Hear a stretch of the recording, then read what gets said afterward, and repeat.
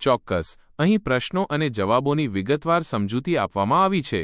58. સ્ટેનબર્ગના મતાનુસાર વિભિન્ન ક્ષેત્રોમાં સફળ વ્યક્તિઓમાં કયા પ્રકારની બુદ્ધિ વધુ જોવા મળે છે? જવાબ ડી. સંદર્ભગત બુદ્ધિ. સમજૂતી. સંદર્ભગત બુદ્ધિ વ્યવહારિક બુદ્ધિ ધરાવતા લોકો વાસ્તવિક દુનિયાની પરિસ્થિતિઓમાં સારી રીતે અનુકૂલન સાધી શકે છે અને સફળતા મેળવી શકે છે.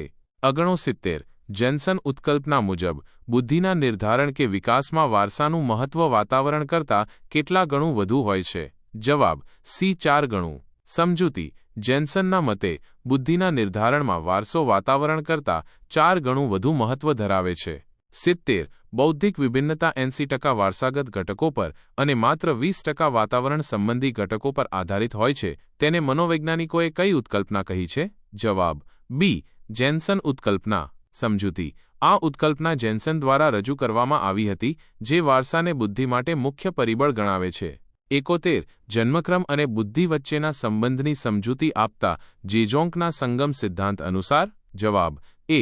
બૌદ્ધિક વિકાસ ઘર પડોશના બૌદ્ધિક વાતાવરણ પર નિર્ભર કરે છે.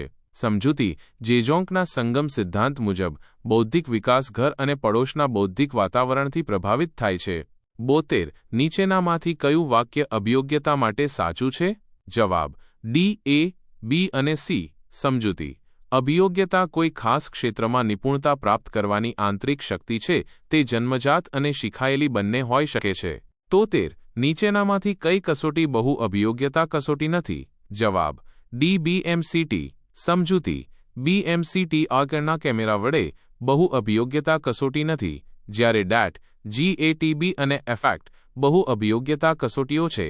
74. કોણે સર્જનાત્મકતાને સાહસિક ચિંતન ગણાવ્યું છે? જવાબ ડી. ગેટસેલ્સ. સમજૂતી. ગેટસેલ્સે સર્જનાત્મકતાને સાહસિક ચિંતન તરીકે વર્ણવી છે. 75. નીચેનામાંથી સર્જનાત્મકતા શું નથી? જવાબ બી.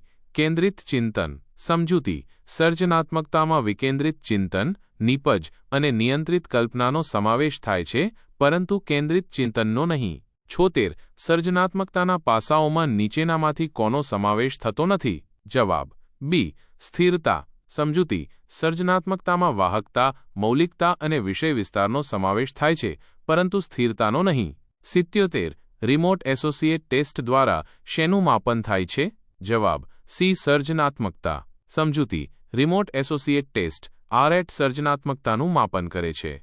78. કયા મનોવૈજ્ઞાનિકોના અભ્યાસો એવું દર્શાવે છે કે બુદ્ધિ અને સર્જનાત્મકતા વચ્ચે બહુ ઊંચો સહસંબંધ જોવા મળતો નથી? જવાબ એ. ગેટસેલ જેક્સન. સમજૂતી. ગેટસેલ અને જેક્સનના અભ્યાસો દર્શાવે છે કે બુદ્ધિ અને સર્જનાત્મકતા વચ્ચે ઊંચો સહસંબંધ નથી. 79. વ્યક્તિની પોતાની અને અન્યની પ્રેરણાઓ, ઈચ્છાઓ, જરૂરિયાતો અને આવેગોને સમજવાની અને તેને મોનિટર કરવાની શક્તિ એટલે? જવાબ બી. આવેગિક બુદ્ધિ. સમજૂતી. આવેગિક બુદ્ધિમાં પોતાની અને અન્યની લાગણીઓને સમજવાની અને તેનું સંચાલન કરવાની ક્ષમતાનો સમાવેશ થાય છે.